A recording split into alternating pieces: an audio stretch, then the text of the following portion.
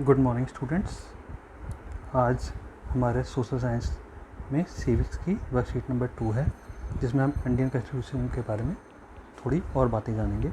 हमने इससे पहले इंडियन कॉन्स्टिट्यूशन के प्रीएम्बल के बारे में बात की थी वर्कशीट नंबर 1 में।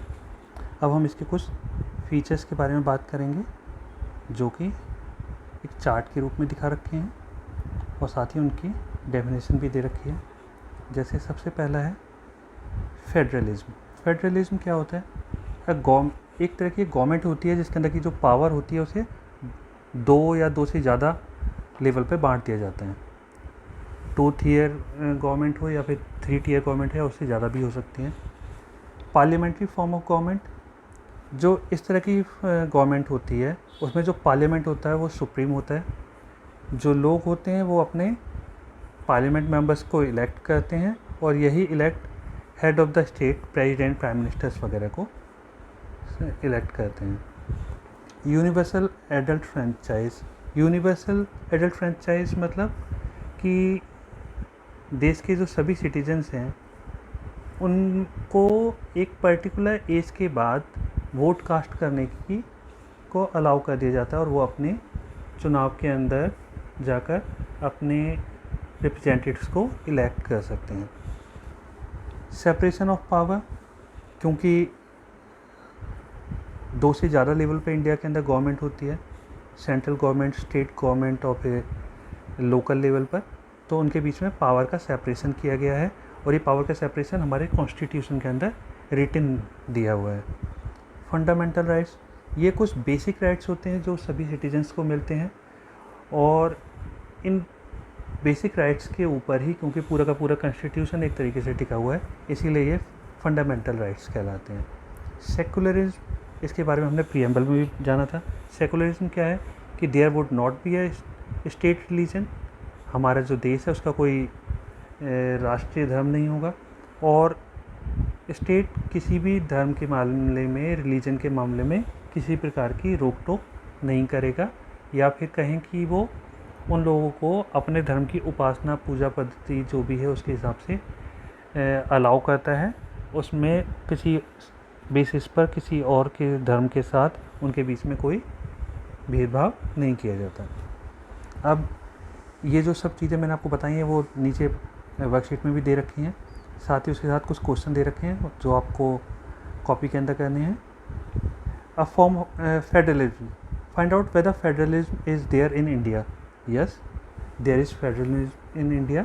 Give arguments in favour of answer. Because there are 3 levels of government in India, therefore we can say that there is federalism in India. Parliamentary form of government, find out whether there is parliamentary form of government in India.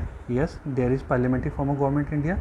Give argument in support of your answer, because in every election at the central level, voters elect their member of parliament and they are responsible for electing head of the state.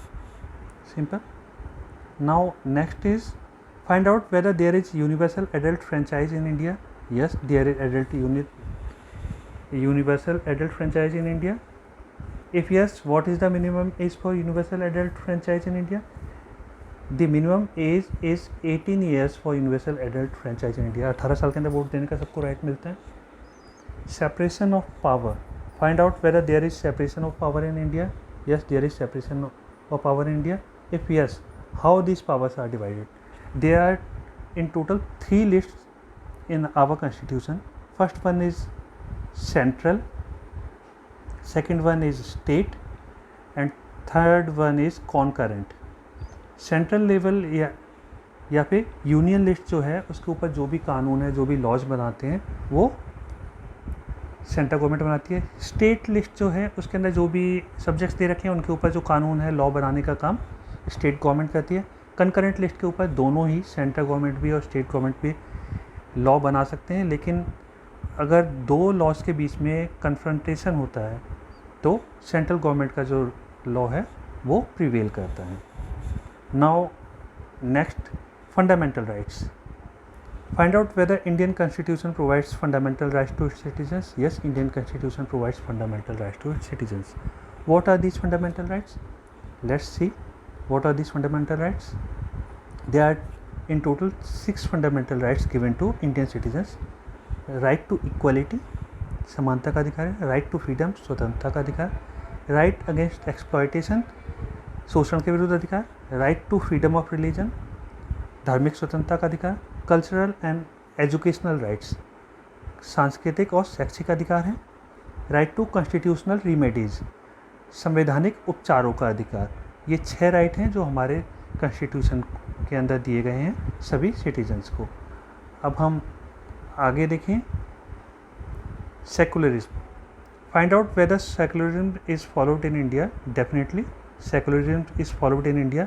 Give arguments in favour of your answer, because there is a fundamental right in our constitution which says every citizen have right to propagate his religion and he has full liberty to do so. That's why we can say that Indian government or Indian constitution follows secularism. Okay, now you all do these question answers in your copy and send your work.